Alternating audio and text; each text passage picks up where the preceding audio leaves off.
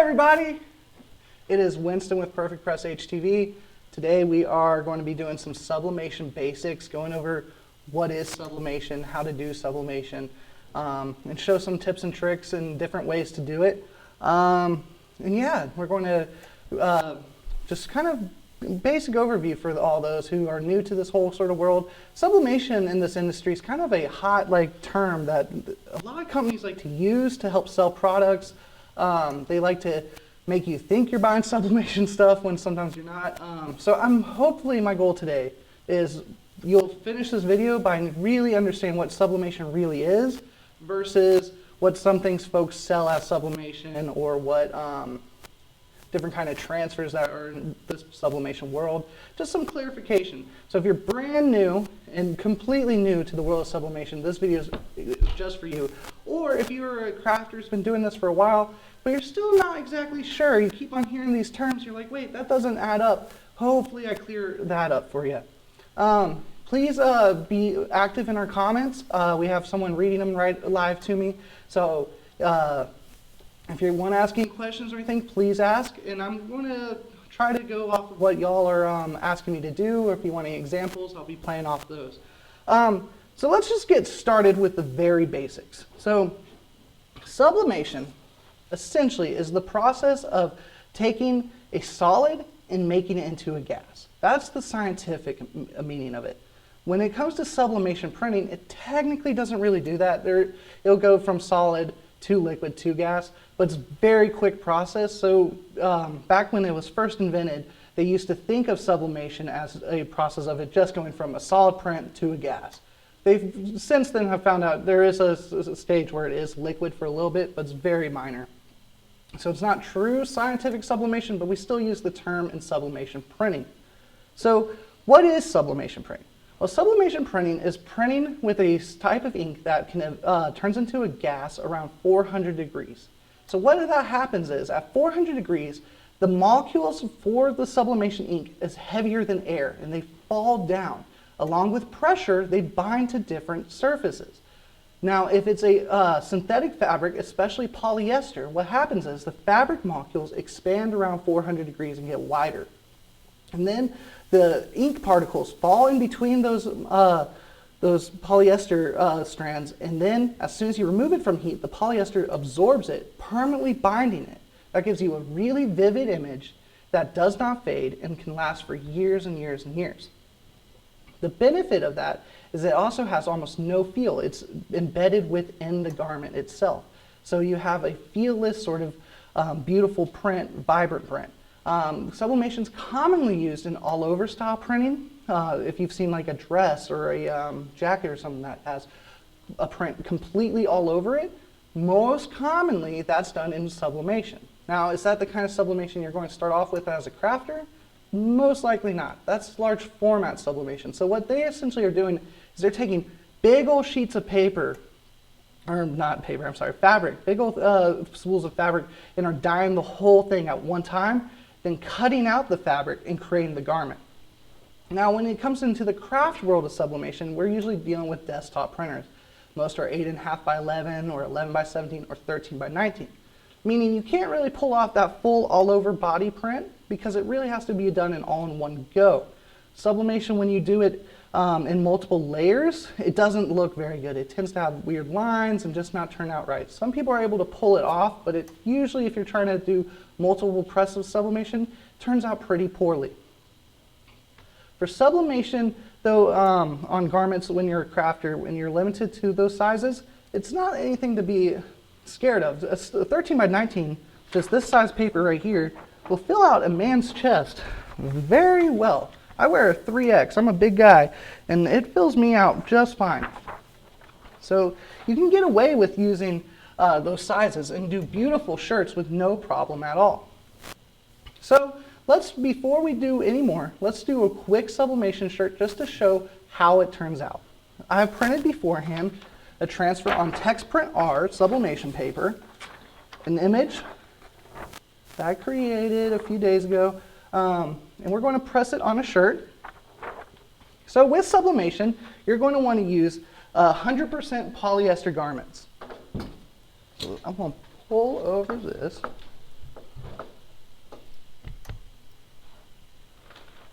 For this, I'm also going to use a Teflon pillow.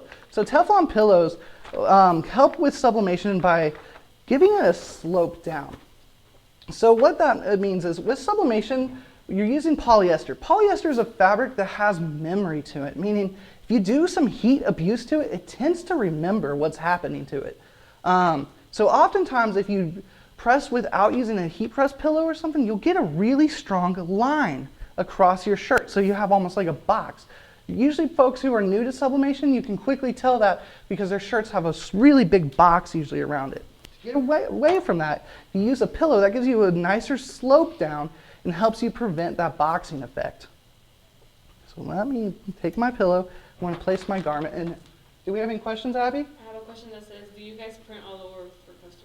We do not print all over for customers. We do not have the kind of heat press required for that. There are many, many people in the Atlanta area who do, though.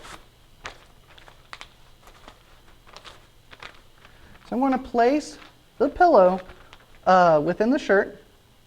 The next thing we want to do, so we want to make sure our heat press is at 400 degrees. That's the temperature sublimation activates at. Sometimes you can get away with 375 and some lower temperatures if you're using different objects that take sublimation, but for fabric, 400 degrees for 60 seconds is your goal time and temperature. Second thing we're going to do, we're going to take this shirt, place it on our garment. We're going to make sure our pressure's right. This is something I see people have all sorts of different opinions and results from, but personally, I have found that with sublimation on garments such as t-shirts and stuff, it turns out best when you have contact but not pressure, meaning that it's making full contact on the shirt but it's not pushing down into it. So the way you can achieve this is with your heat press, take it down and just lower your pressure gauge until it's just making contact but not really pushing into it. This is going to give you no lines but yet a very beautiful looking print. See how I'm just adjusting it, pushing it down a little bit, and I'm looking, make sure it's making nice contact. I'm going to give it a little turn more, just a little bit more.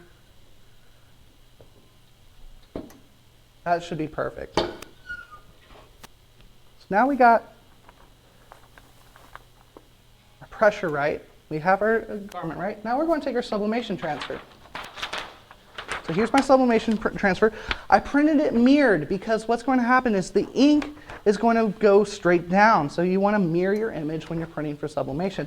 Excuse me, y'all. We're also going to cover our image. Can you give me a parchment paper?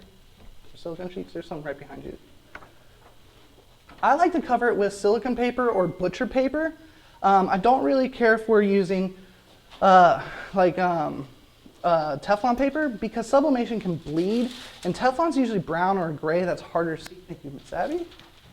And I prefer using a disposable paper like a parchment paper or silicone paper or butcher paper. So what we're going to do, we're going to take our image, make sure our shirt's pretty straight on here. That's always the trickiest part, getting things straight. You would be even doing shirts all day long. I am shocked how often sometimes I get shirts a little bit crooked or off. A good rule of thumb though, if you have a largest size hand, 3 finger lengths from the collar gets you that perfect chest length. If you're a woman with a smaller hand, maybe 4 fingers will get you a little bit closer to that area. Abby has a question for us. Somebody said, instead of the pillow, can we use butcher or parchment paper? Instead of the pillow, use butcher or parchment paper. You can, but it defeats the purpose of why I'm using the pillow. I'm not really using the pillow as much for the bleed through, which can happen. The pillow does prevent it from bleeding through. I'm more using the pillow because it slopes the edges and it keeps me from having a hard square around my image. That's the main reason I'm using a pillow. It does help keep it from bleeding through, but if I'm wanting a really nice print without any square imprinting, I would use a pillow to keep it from doing so. Hope that answers that. So we're going to take our sublimation sheet, we're going to lay it on our garment right where we want it. I want it about there. And you have the option if you wanted to. You could put tape to hold it in place. We sell spray adhesive. If you do spray adhesive, it'll hold it in place, but make sure you spray it very lightly from far away. If you don't, it'll leave little dots all on your design that do not look very nice. Personally, I find that I don't really need to put anything, tape or anything to keep it in place. It stays usually perfectly fine if you just press down with it laying across like so. If you notice my sheet is bigger than the size heat press, that's not a problem at all. If you have a 15 by 15 or 16 by 16 or smaller size heat press and you're printing a full sheet, it's not going to hurt it at all. So we're going to press this for 400 degrees for 60 seconds. Let's give it a go.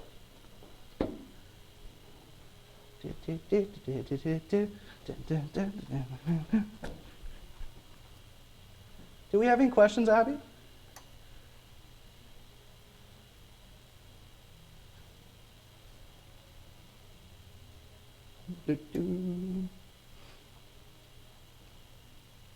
Now this is not an auto open heat press, so when this beeps, we're going to pop it open. This is the Hotronix Max 15 by 15 heat press. This is one of my personal favorite ones we sell. For me, for price versus quality, this is the best bang for the buck out there.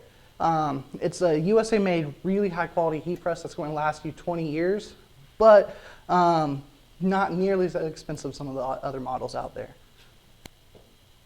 Great warranty on it, really great heat press. Runs right at $1,000.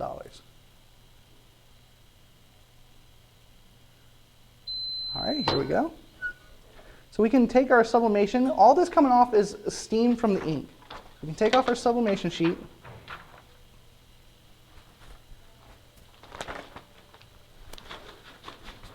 Y'all, let's check this out here.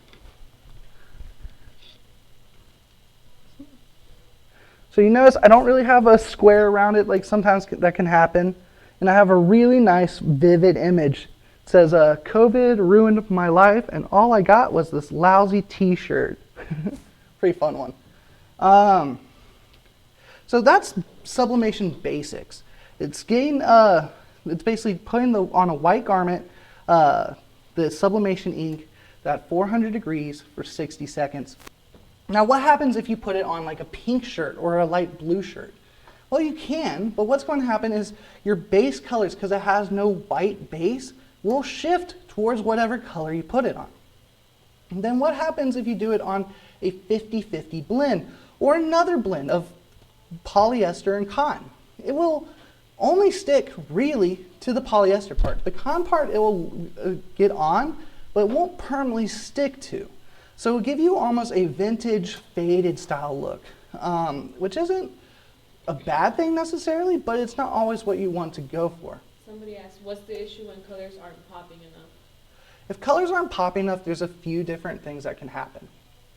The first thing that can happen and explain why colors aren't fully popping is it's your ink type or your color settings in your printer. If you're using a Sawgrass printer, if we want to look, we can go over to my print manager. Somebody did ask, what printer did you use for this transfer? We're using the Sawgrass SG1000 today with Sawgrass Sublimation HD inks. If you look on the computer, Abby, can you switch it for these fine folks? You look on the computer, in the Sawgrass print manager, when you go to color, you want to select vivid if it's a graphic. If it is a photograph, meaning like a portrait or a real picture, of course choose photographic. But you want to try to use a vivid setting to make graphic images pop a lot nicer. Another thing that can cause your images not to look very vibrant, it could be your pressure isn't correct, you're not having a right amount of contact, or your heat press isn't hot enough, or your time isn't long enough. Sublimation's extremely dependent on time and temperature. If you have a heat press that's not 100% accurate in temperature, you're going to have some bad problems. Any other questions? Somebody asked, the pressure should be barely. So for garments, for t-shirts, it's best to have your pressure just making contact, not really pressing hard into it, just a full solid contact. When you have heavy pressure, it leaves a hard line because polyester has heat memory. And you don't want a hard line because no matter what you do, it really won't come out. Someone's curious as to where to buy the pillow. We sell the pillow. Everything you see, we sell. All right, y'all. So let's do another sublimation image together. So are you on the computer or are you on my face? Oh, you have both? Great. So right now I have Photoshop open. Photoshop's my preferred tool of using. And I made up this image a few days ago, and we're going to print this on a t-shirt right now. So what I'm going to do is I'm going to send it to File, Print. I'm going to send it to the Sawgrass Print Manager. We're going to hit print there. Someone asked, where can you get the Sawgrass? Printer? Almost nowhere. Sawgrass has been extremely sold out for months on months on months. When they do come in stock, you got about 2 days before they sell out again. Last time we brought in 50 and they were sold out by the next Monday. So I believe we're expecting some in end of February or beginning of March. With COVID, it's been nuts though, and as soon as they're in stock, they're sold out. They're very desirable printers. I don't know how Tronics, is that a picture of one? Sure. This Hotronix doesn't actually have a pressure gauge on it. It's all by feel on the Max one. And honestly, I wouldn't go by anything that's telling you a number and expect that to be right. You got to go by feel and just kind of look and see and feel it. Is it just kind of barely pushing on it? That's where you want to be. You don't want something where you're pushing down, you can see it creasing or anything like that. What do you recommend if not able to grab a Sawgrass? If you're not able to grab a Sawgrass, you can commonly modify inkjet printers. There's some that I would recommend more so than others. I'll show you real quick on the computer. Let me show you one that I can pull up. So a common one you see in the industry is the Epson Workforce 7720. You'll see this printer very commonly modified to use sublimation, but I'm going to recommend not doing so. The reason why is when you modify the Epson Workforce 7720, it's an inkjet printer. It's not really meant to be a sublimation printer, and it's really difficult to get your colors 100% accurate with it. Kind of where you get your ink from, your sublimation ink, the issue that can occur is that you have to download that color profile, and oftentimes they're not exact. So like, even though I once was trying some ink from an ink vendor who wanted us to move to their style ink for normal inkjet that was sublimation, I tried all their hex codes, all their different color profiles to try to get the colors right, but everything was yellow based. Everything was too far yellow no matter what I did, which was really, really frustrating. And you can, if you're really good at Photoshop, you can kind of adjust things to get it to even out, but that's a lot of extra work. So it's difficult to get your colors 100% accurate with like a 7720. Now, Epson has the EcoTank line. Epson EcoTank printers, if you can see right here, they have a little refillable ink things that are much easier. They can just pour a bottle right in. These do a bit better with a color and are a lot easier to convert to sublimation, a heck of a lot easier to convert to sublimation. The only downside to converting an inkjet printer to sublimation is the maintenance is a little harder. Most real sublimation printers filter the inks through them every like 30 minutes to an hour just to keep it from clogging up. A non-true sublimation printer, a normal inkjet printer, that's not normally a problem with them, so they don't know to do that. So if you let it sit for 2-3 days, maybe even a week, it can clog up a lot easier and might take a print head cleaning to get running properly. Or if you let it sit for a month or more, you could ruin the printer completely. I've seen it many, many times where folks, like I modified this Epson, put some sublimation ink in it, I did a print, was all right, didn't touch it for 2 months, now it doesn't work at all. It's because sublimation ink, once it's in those lines and it's not moving, it goops up really badly and it's just a mess. So if you are going to modify an inkjet printer for sublimation, you want to keep it working regularly. Even if you're not really doing prints with it, send something through like a heavy CMYK image. So CMYK is a cyan, magenta, yellow, and black. So basically 4 stripes of those heavily send through your printer will keep those lines going much nicer. Any other questions, Abby? It says, does it print wide format like 13 by 9? Because I do large print for my shirt. Epson does have the Eco tanks available in 13 by 19. They're like $800 or so for the 13 by 19 size. Yeah, I think it's like this model.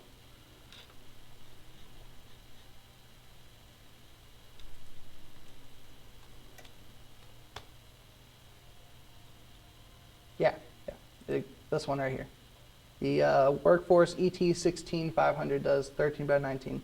And that'll get the job done. I will say, if you compare a modified inkjet printer side by side with a true sublimation printer like a Sawgrass or the higher end Epsons that are just meant for sublimation, you can tell there's a major difference in print quality. The DPI is much higher on the Sawgrass and it looks smoother, it's more vivid, it's just going to look a lot nicer. When you're buying a Sawgrass, essentially what you're more paying for than the actual printer, because the printer is basically a shell of an old, I think, Motu or Ricoh printer. Essentially what you're paying for is they beefed up the lines on the inside to handle sublimation ink, and then you're really paying for the RIP software to get your colors more accurate. That's the big thing with those sort of printers. They're a higher quality print head, and then bigger lines in it, and then it comes with a software that makes your colors much more accurate and more beautiful looking versus what you could do if you modified an inkjet printer. Any other questions, Miss Abby? Not right now? Okay, that was a rant. I don't want to discourage you. If you want to get into sublimation, an inkjet printer is a very cheap way to get into it. It's just you're not going to get the same results as you will with a true absolute sublimation printer. Like a Sawgrass or the high-end Epsons or Rolands. But you'll get good enough results. It's usually you won't tell the difference unless you have them side by side. That's when they really become evident how vastly different they can be. All right, so I'm going to send this PerfecPress lady to print. And that's going to go to the printer. We'll have someone grab that here in a second. And while that prints, let's start from ground up on something. Let's do a few face masks. I'm going to show how I work with that. So here's a sublimation face mask with them made with 100% polyester. We sell these in the store. They're online and up front. This one has a little pocket so you can put a filter in it. So what we're first going to do, we're going to measure the longest width and the length of this. So I got a tape measure right here, y'all. So this is 7 by 4.5. Let's just say 5 to be safe. So what I'm going to do is in my software, which today I'm going to be using Photoshop to show what we're going to do. I'm going to create just right off the bat a 7 by 5 square. So there's 7 by 5. There we go. And let's put that in the middle. And let's duplicate because I got 2 masks. There we go. And there we go. Nice. So now, does anyone have any suggestions? What would you like to see on a face mask? Anybody? Any suggestions? Abby, what would you like to see on a face mask? She's just giving me the death stare. So we're going to go to Google. Let's call this... This will be Valentine's Day related. Let's do a Valentine's Day one. Day hearts. So we're going to go Google Images. This is what I like about, if you're good with Photoshop, you can steal everything. It's so easy. Asked in PS, are you creating in RBG mode or CYMK mode? Normally I create in CMYK mode. Let's see, I didn't double check that this morning. It should be in CMYK. Let's change that. Good question. So you want to design in CMYK because the printer prints in CMYK. The challenge is sometimes when you're working in CMYK mode, your images on your screen will look different than the way it prints because your screen projects in RGB. You also want to make sure your screen is accurate to your printer. The way you can do that is if you go to edit, convert to profile. You want to make sure you're working in the same color space. I like to work in Adobe 98. That's usually what most graphic designers work in. Adobe 98 is honestly kind of dull looking. Like, so if you have your computer set to Adobe 98 most of the time, it's going to look really gray and kind of boring, but that's a really good way to work really accurately with colors. That's what most graphic professionals work within. Misty wants to see a Mardi Gras mask. Mardi Gras mask? All right, we'll do a Valentine's Day mask and a Mardi Gras mask. So let's grab some different things. I like this. We'll start with this. We're going to copy image. I'm going to pull that over into Photoshop and Control V that. And the reason I keep those boxes there is just to kind of know my sizing for things. I want to just adjust this to fit within that box for our Valentine's Day one. Let's put something cute in the center there. Will you be mine? Let's adjust the font. Let's make it kind of cute. Let's make it a little bigger. Let's double click on it. Let's add a stroke to it. Let's add a white stroke.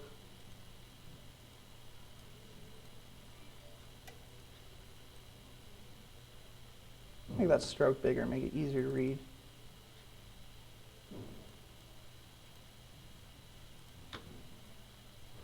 That looks all right. What do you think, Abs?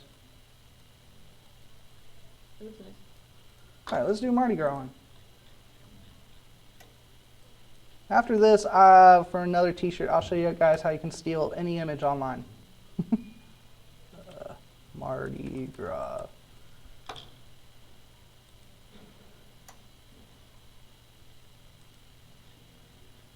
Kind of like that. That could be fun.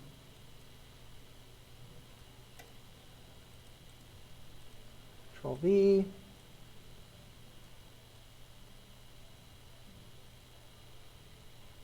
I'm going to make it, hold down and shift, keep it all the same. Man, don't you hate watermarks? They're so annoying. Let's just get rid of it. Bye, Shutterstock. Boom. You are disappearing before our eyes. So, most people don't know this, but folks who put watermarks on stuff online, it's kind of silly. Any real graphic designer can knock out a watermark real quickly and easily. When I was in college, we used to joke about that because people in class would try to watermark their stuff and we'd make fun of them. We were like, what's the point, dude?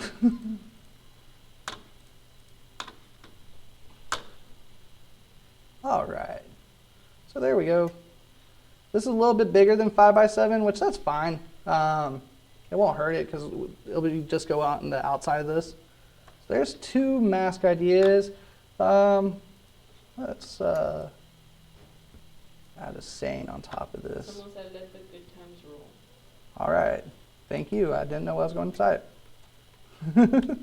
The good times roll. Yeah, let's do gold and green. They typed it in French, but I don't know how to speak French. Y'all, I wish I knew French. Parlez français? I don't know. Is that the Bonzleasy word? I have no idea. It's probably what they're referring to, I'm guessing. It says, if we send a design to you with watermarks, will you remove it if you request? If you pay me $80 an hour, yeah. Jamie said, I'm going to be a Karen. Removing watermarks is unethical. Sure is. I agree.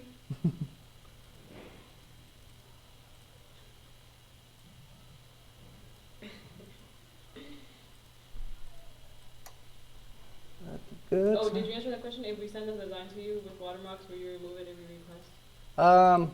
We will not do that here. If you want to pay me privately too, my rate is $60 an hour for graphic work. Oh my gosh.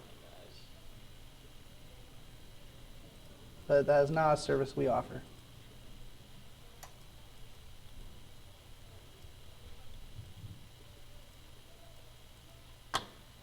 Oh no, where'd it go? Oh, there it is.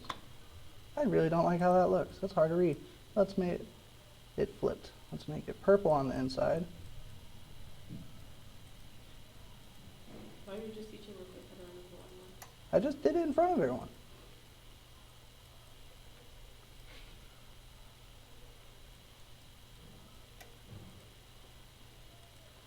That's easier to read.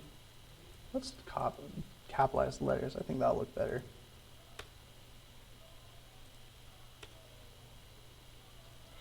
She said, dang, Winston, you killing my pockets. Okay, 60 better than 80.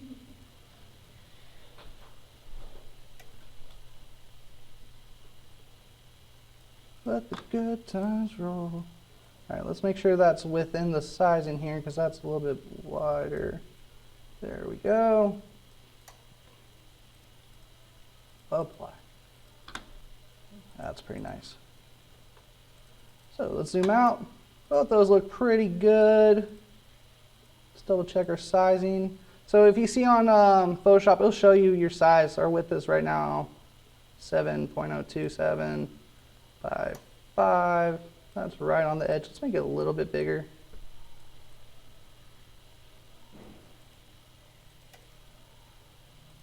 Light. Good times roll. File. Print. Sawgrass Print Manager. We're going to send that to print. Yes, yes, yes. And this is one thing I don't like about Sawgrass Print Manager. It takes a little bit to pop up, which kind of annoys me. Like you'll send it to print and then it takes like, kind of on how fast your computer is, a little bit to just kind of get the running. There it goes. Only thing I don't like, it's gotten better. It used to be way worse.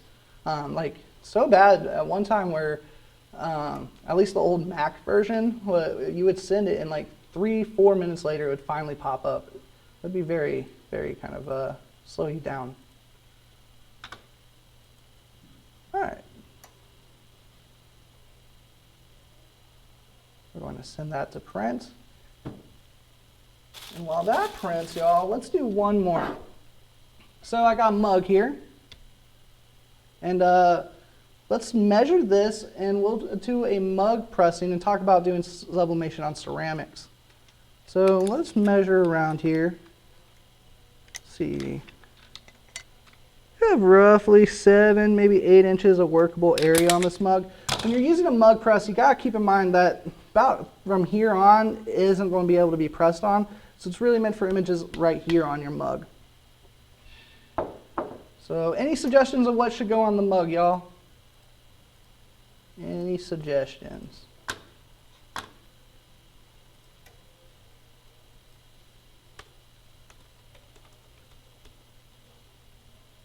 Let's do I love coffee. No one has anything.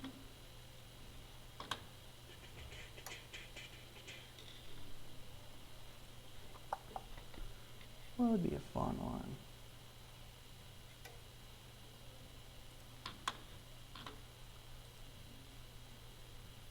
I love coffee. Any suggestions, Abby? Any questions?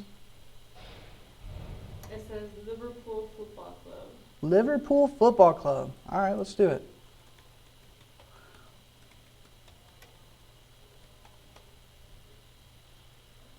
Oh, they got a cool logo. I'm so American, I don't even know anything about this team. I run on coffee, lipstick, and sarcasm. Never walk alone. Liverpool Football Club. That's kind of cool. Let's do this one. So let's copy this image. Let's pull it into Photoshop. We're going to post it in there. We're going to expand out the size of it just a little bit while we work on the image. Let's zoom in. This is cool, but we don't want no big red square all around our image. So what we're going to do, oops, sorry, there we go. we're going to get rid of this red around it first. So we're going to use our magic wand tool. We're going to select the red, and then we're going to go in here and select that section there. Hit delete. Control. Hit delete there. Delete here.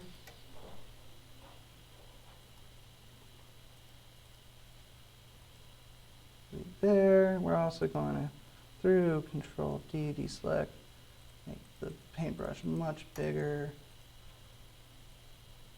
Erase around all here.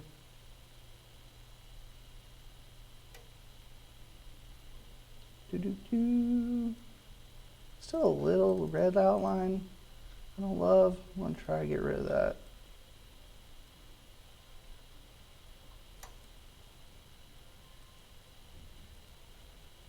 Sometimes when stuff like that, sometimes it's hard to get rid of. Let's see. Yeah, I can get rid of it, but we don't want to watch me do this for like an hour. But it should be good enough. Sorry, y'all. I normally use a Mac, so all my hotkeys are slightly different. Let's quickly erase some of this stuff.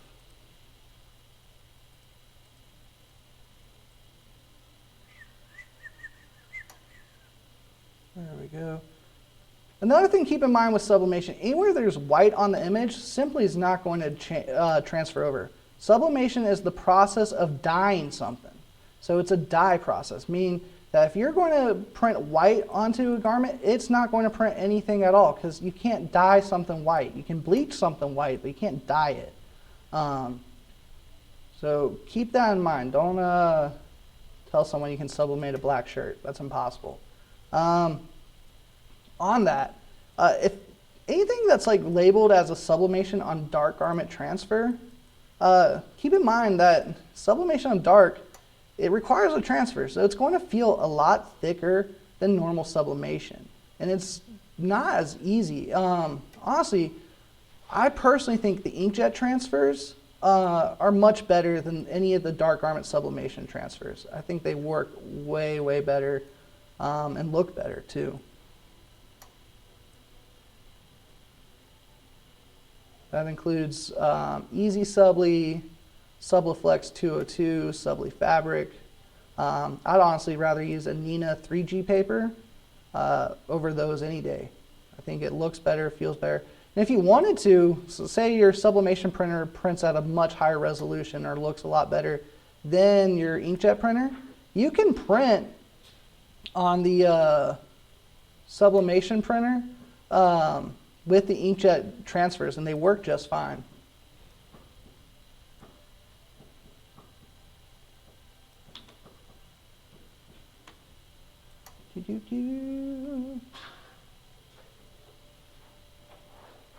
Sorry, I'm just erasing this out.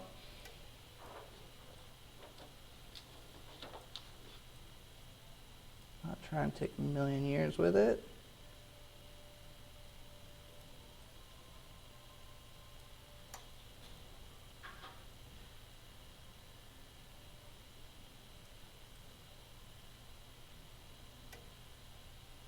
Any other questions, Abby? Nope. How many viewers we got? 6. 6 viewers. Sweet.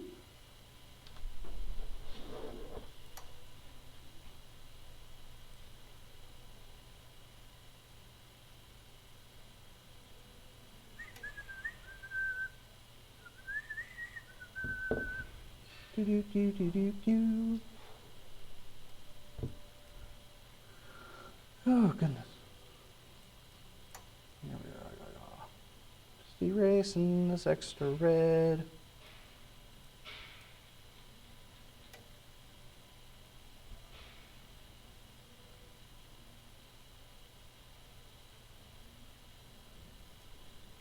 Who suggested this? Misty.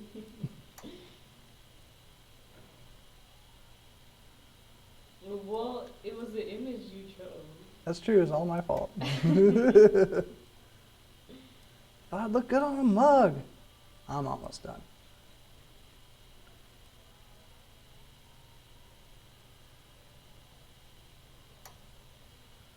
yeah.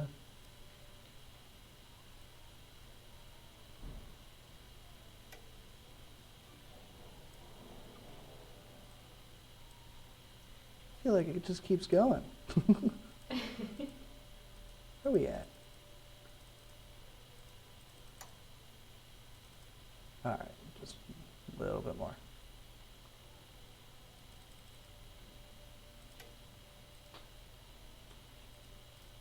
Missy says she's watching you from Sweden. From Sweden? Dope. What time is it in Sweden right now? Yeah, what time is it in Sweden?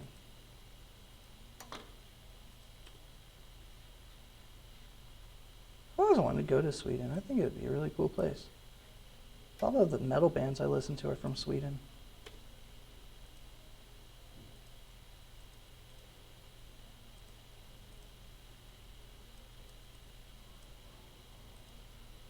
My favorite YouTuber is from Sweden too.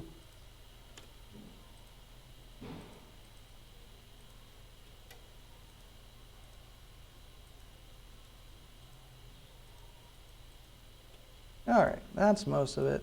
It's 5:43 right now, p.m. Oh, PM? Well, good evening. Crazy, right? Still morning over here.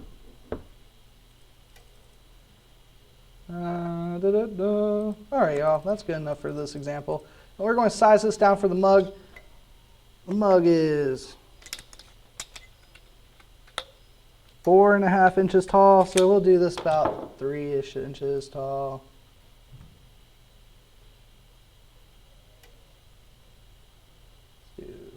And there. Would I dare waste such a big piece of paper? Of course. Let's do it.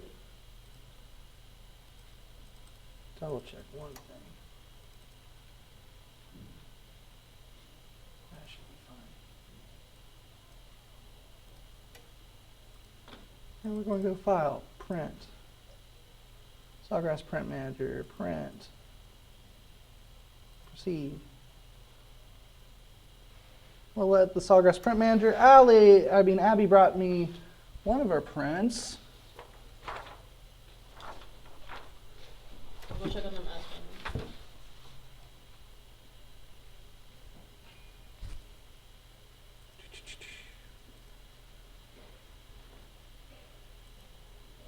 And I'm saying that to print, y'all.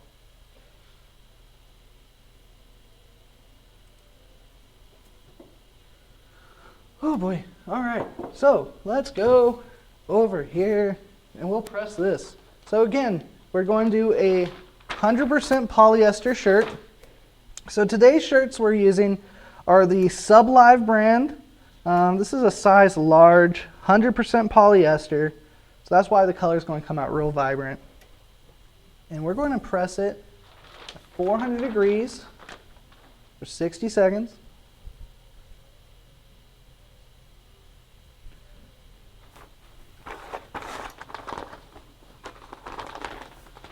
Put the pillow on.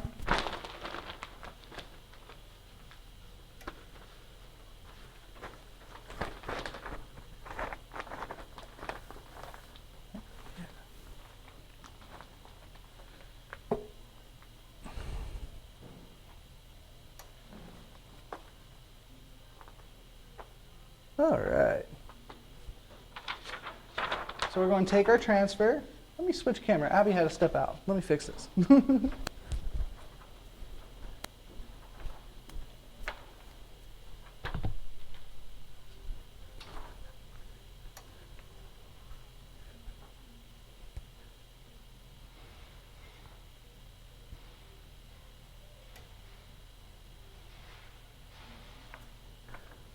Sorry, y'all. So we're going to take our image that we printed. Again, we have our heat press set 400 degrees. If it says 399, 397, 395, you're fine. If it says 405, you're fine. You just don't want to do like 360 or 375. And you want to make sure it heat's accurate.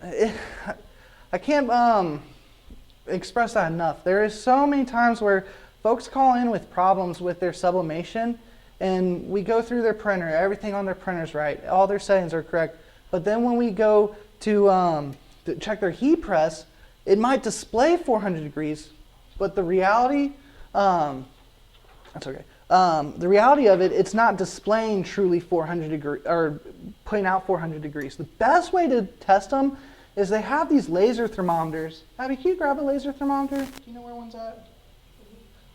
The laser thermometers, it's often used in like construction sites and stuff to see what temperature is. They're not 100% accurate by any means, but they're good enough. I highly recommend getting one and shooting a whole entire bottom of your heat plan. That way you can tell the actual temperature what's going on. You'd be shocked how inaccurate some heat presses are. I've seen some that are 60 degrees off from what they say up top here, which that's a major, major problem, especially with sublimation. Sublimation is the most finicky when you're trying to get stuff to look accurate. If you're 5 degrees difference between two different presses, their color is going to turn out different. The hotter one's going to turn out darker.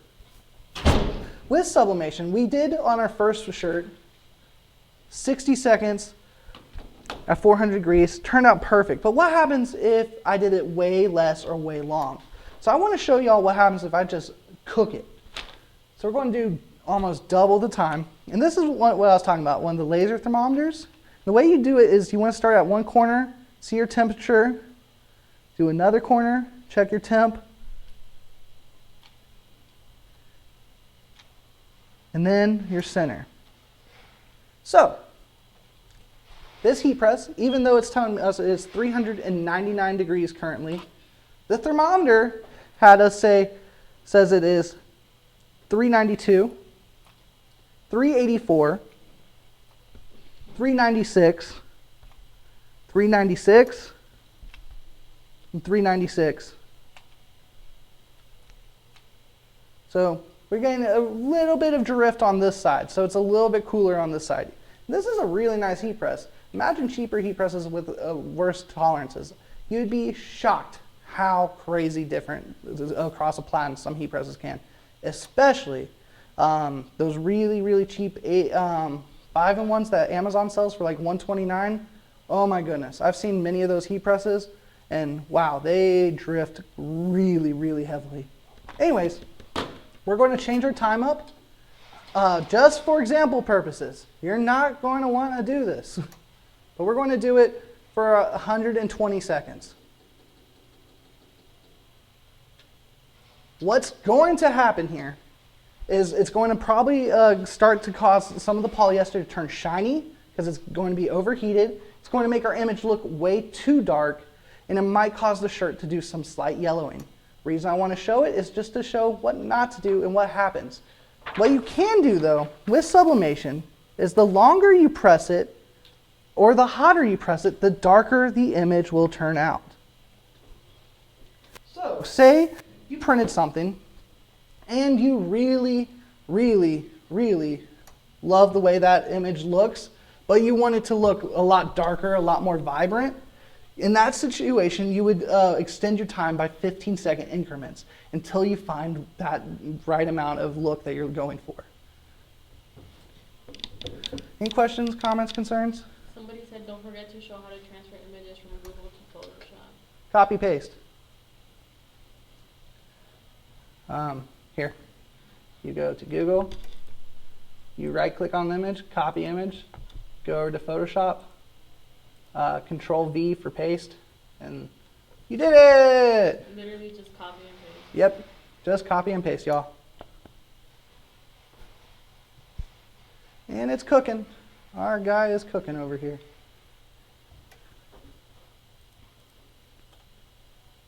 So, Abby said some of these are mass prints, didn't print.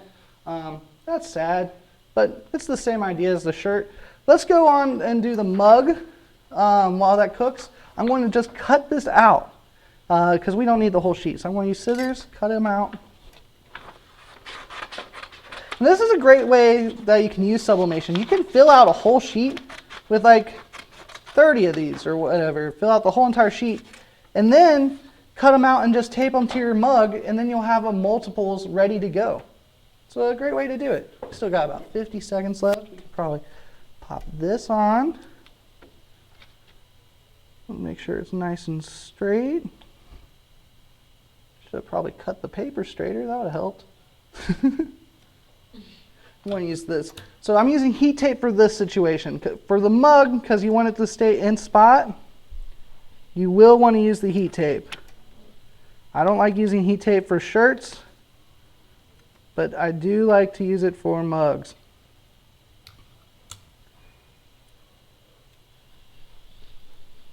All right, as soon as the shirt pops, we'll show that off, and then we'll stick this in our mug press.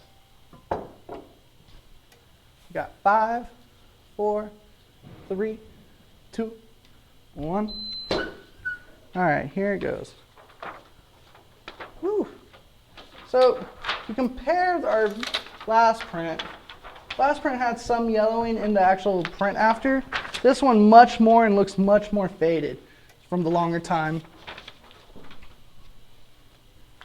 It really didn't turn out too bad. It looks fine. So I will say it feels pretty bad though. It feels crispy. So it kind of, what happened was it exhausted all that the paper is capable of holding in the ink. So it didn't really hurt it at all. Didn't make it better at all. What are you doing in here? All right, y'all, that's Justin. Hi, Justin. So if you overdo your time, it'll make your image darker, but there's a limit of how much the ink will exhaust off into the print. So it won't ruin the shirt. I will say we also got a lot more artifacts. In sublimation, you'll occasionally get these weird artifacts. I'll put up here, y'all can see. See how we get little bits of blue? This usually is caused by lint that's stuck in between it. That happens usually on really dirty presses. And now I'm looking closer. There's definitely a lot of burning on this the more I'm looking at it. There's a lot of yellow. It's probably not going to show up on the camera, but in person you can really tell it really burned the shirt. So you want to be careful with your time and temps, y'all. Let's do a mug. I got a mug press over here. This is the Geonite mug press. It's a great mug press. It's $750. It's a good mug press. It's $750. I haven't sold very many of these. It's a good mug press though. The way you do it, you're going to place the mug inside. You're going to set it to 400 degrees. Here's the difference then when you do a t-shirt. A mug press is set for 4 minutes. So it's a much longer press time than you're going to do with a t-shirt. The reason for that, it takes ceramic sublimation things much longer for the ink to absorb to it.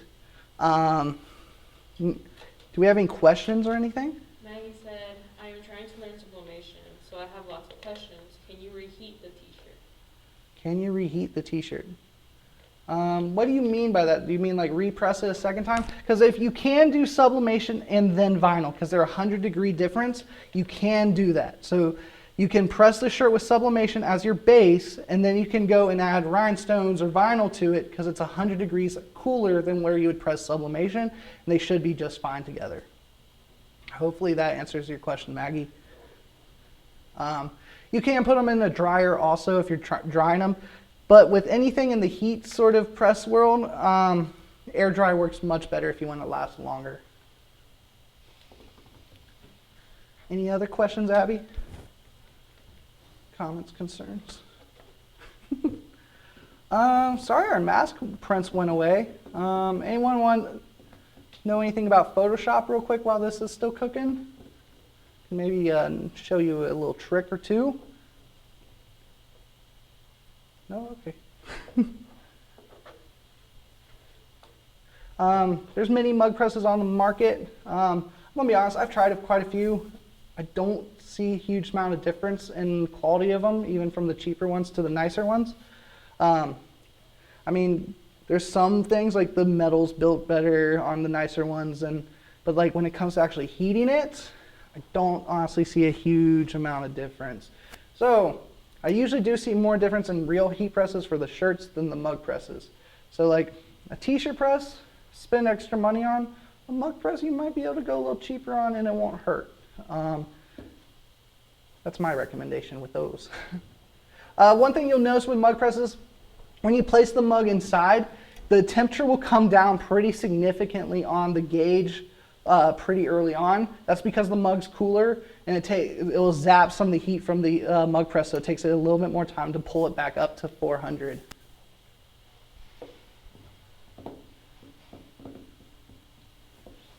The fun of waiting.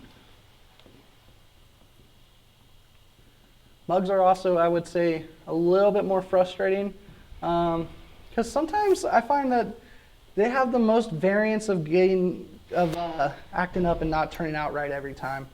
You can also do mugs in like an air fryer or convection oven with a mug clamp. We're not going to do that this week, but maybe in 2 or 3 weeks we're going to go pretty heavy on doing that. Next week we're going to do a sublimation patch class and showing how to make fake patches to put on a jacket. And then the following week we'll probably do tumblers and more mugs with an air fryer and stuff like that to show off how that's all done, y'all. We got 50 seconds left on this mug. How you doing, Abby?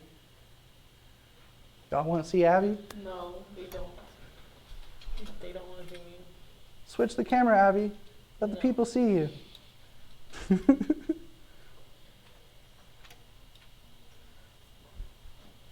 I thought you would see what she was, but she had the other camera set, so Yeah.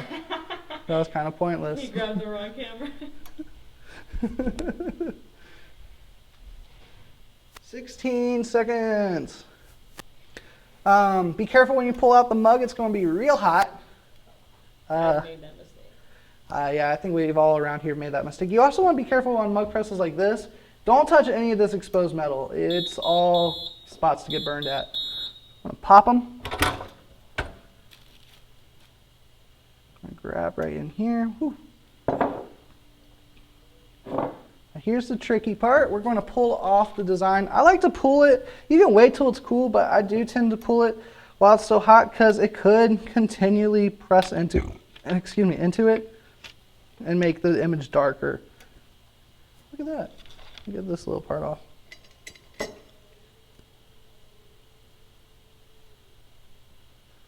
That turned out pretty nice, y'all. Can you see? Can you see?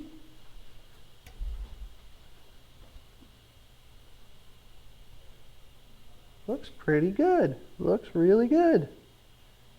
So that's sublimation on a mug, everyone. And that's Abby.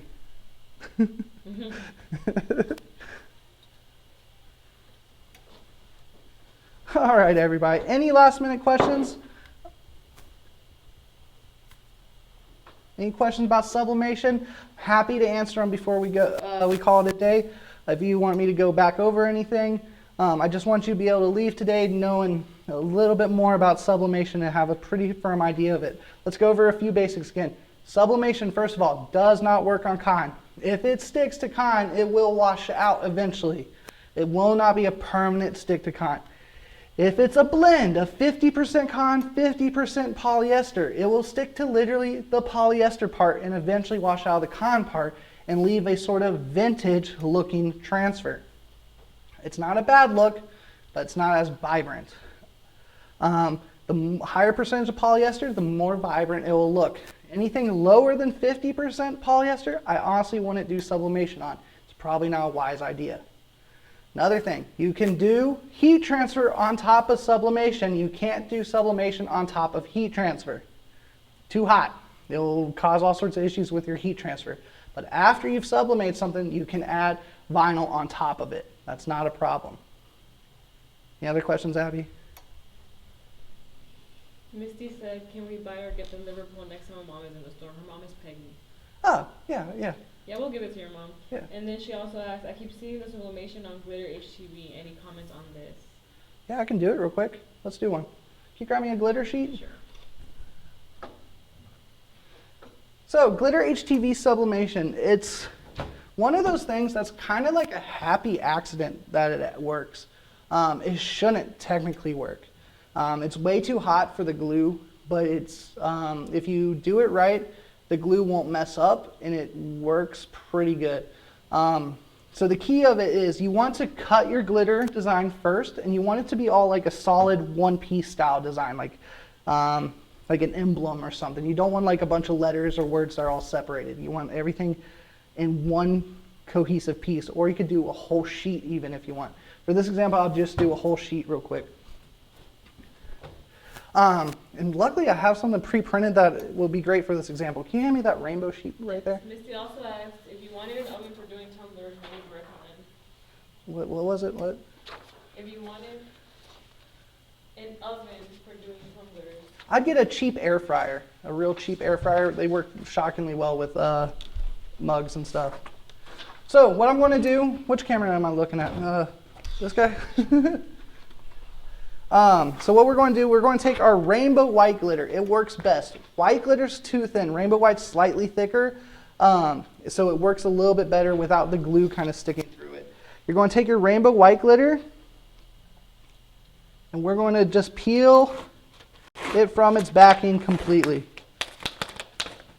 If you have a design that you wanted cut out, what you would do is you would cut the design and peel it out completely from its backing. Like so. You're going to take the glue side and place it on a Teflon sheet. This is one of the few uses where I actually use Teflon for. And our heat press is only 15 by 15, and this is a 12 by 20, so let's cut off a section of it. Where'd my scissors go? Is it underneath here? There they are. So let's cut off, just make it kind of into a square, y'all. Woo. So I had printed off, just to make sure our printer was working earlier, just a big old rainbow sheet. So let's make this into some rainbow glitter. I want to take my sheet. Again, we're not going to use all this, so off a little bit. And we're going to place it just on top of our glitter. If you're doing a more cut out emblem design, you want to make sure it's a very tight cut and line them up more accurately. You do sort of this sort of thing where you'd peek over, make sure it's nice and on there and lined up. But since we're just doing a whole chunk at once, not a problem. So we're going to take it over to our heat press. Now this is the key. If you have a swing away heat press, it's so much easier because you can literally just have it kind of lay on top of the press and it'll work just fine. This is, again, contact, not pressure, because we really don't want to activate that glue too much. So I'm going to loosen it up a bit. Also, let's change that time from that silly time we were playing with earlier back to 60 seconds.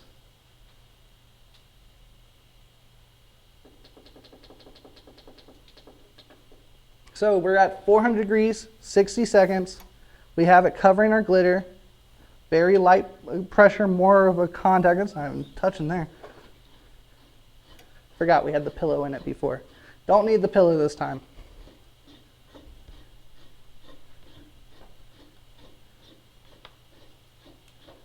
Adjust it. There we go, y'all.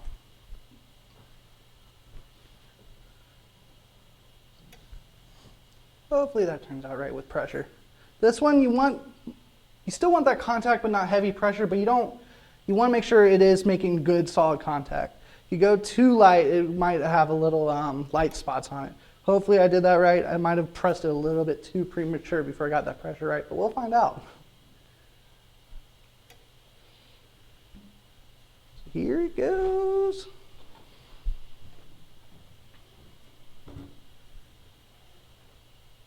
Sorry if I'm sweaty. I'm between two 400-degree presses. It's a little hot.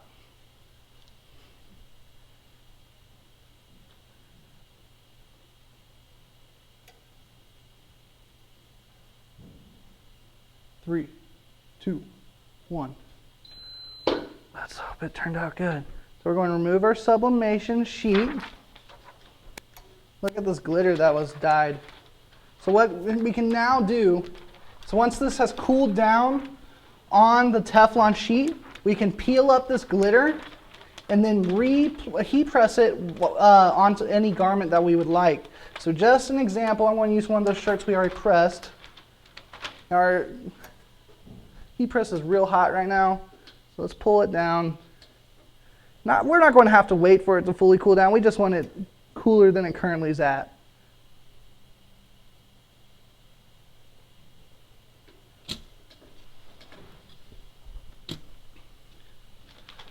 So once it's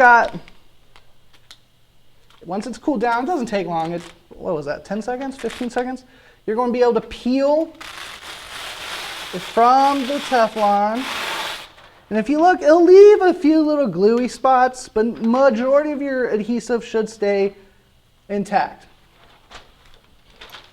Then you're going. You said, can you use a mug press for a tumbler, or do you need a conventional oven or air fryer? You can use a mug press for a tumbler, but it won't do the full length of the tumbler. So you would only be able to do a small section of the tumbler.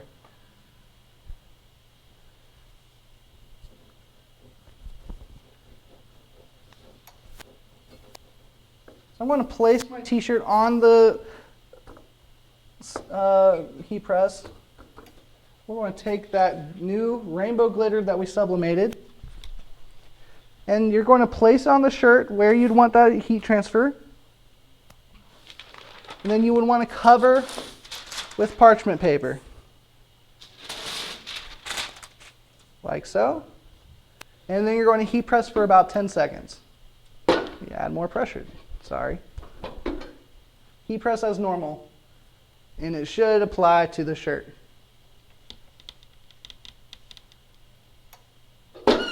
Boom.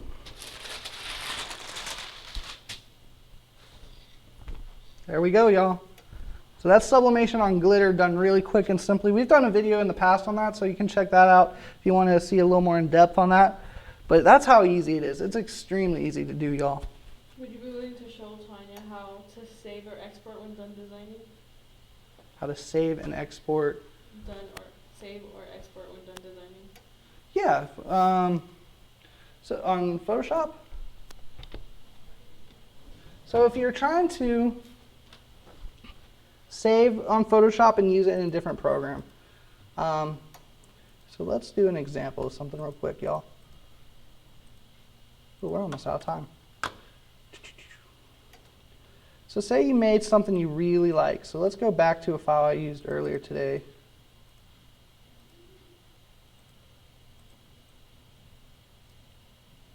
This here. Say I really like this file. And I like it on, but I don't want to do sublimation. I wanted to do this as an inkjet transfer on like my GraphTech or my Cameo. For GraphTech software, because I have it open, we'll just do that one quick. But same idea for Cameo. The way you would do it is this. You would take your image. You do have a white background. We want to blow that out first. So we're going to use Magic Wand tool. Select our area around our image with the Magic Wand tool. Make sure the tolerance is right. We're going to undo that. Here we are. I'm going to just use the quick select tool. It'll be a little easier actually. I'm going to select in the areas we want to get rid of with that white background.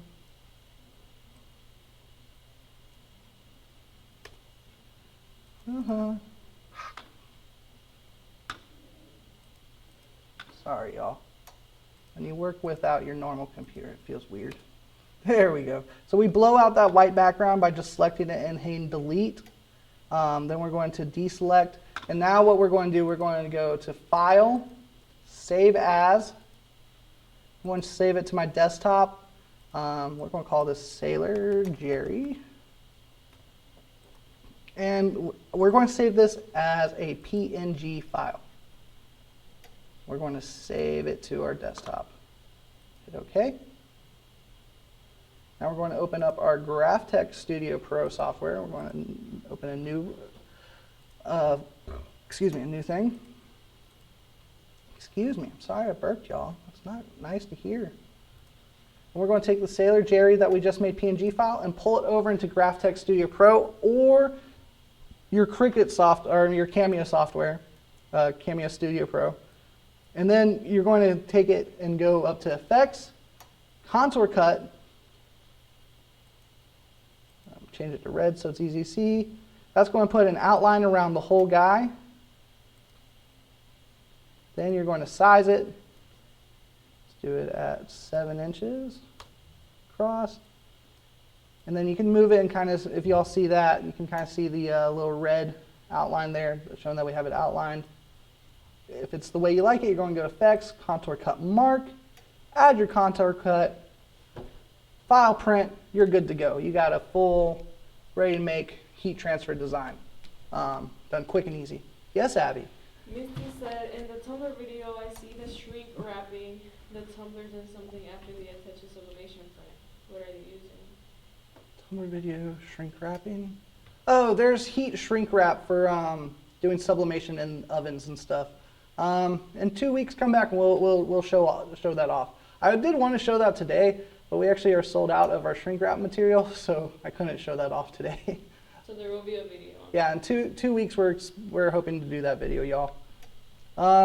Any other last minute questions before we sign off, everyone?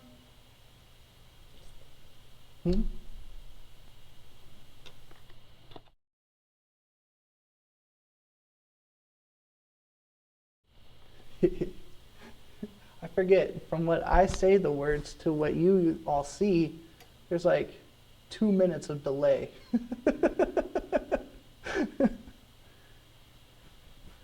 Oh, goodness. Any last minute questions? All right, everyone. So next week we'll be back. We'll be doing kind of what I just showed you, how I just kind of blew out a background on something in Photoshop and pulled into GraphTech. We're going to be doing that technique again next week some more, but with using twill and probably some glitter to make faux patches to decorate a jacket. And then the following week we'll do some more tumblers and mugs and stuff. Hopefully our shrink wrap will be in stock by then, and we can show all that stuff off. I hope everyone learned a bit about sublimation today and have a better understanding of it all. If you have any questions, feel free to email me at Winston or support@jsisign.com. If you have any questions, I'm there, or hit me up on Facebook. I answer all those. I'll be happy to answer your questions. Y'all have a wonderful day. I will see you next Friday. Thank y'all. And if you want to see an image used next Friday, feel free to send it to me. Email us and I will use it next Friday. So if there's an image you want to see us mess with and make patches out of, send me one and I'll happily make a patch out of it next Friday. Missy has one last question. Missy has last one. Do you guys sell a mask template for design sizes of your mask? So you don't really need a template. We could sell you one. We're not going to, but we went down that rabbit hole where it's just a 5x7 square to make a really good mask. You don't really need a template. There's not really a point. I mean, yeah, it comes in a little bit, but if you make just a 5x7 square, it takes care of majority of the mask. So you don't really need to make an exact template unless you're just super concerned of getting something exactly on the edge there. Honestly, I don't. It's much easier to just make a 5x7 template than really try to make a super accurate mask template. So yeah, there are some on Etsy. I do know that though. But yeah, everyone, I hope you had a great day. See us next week. Bye.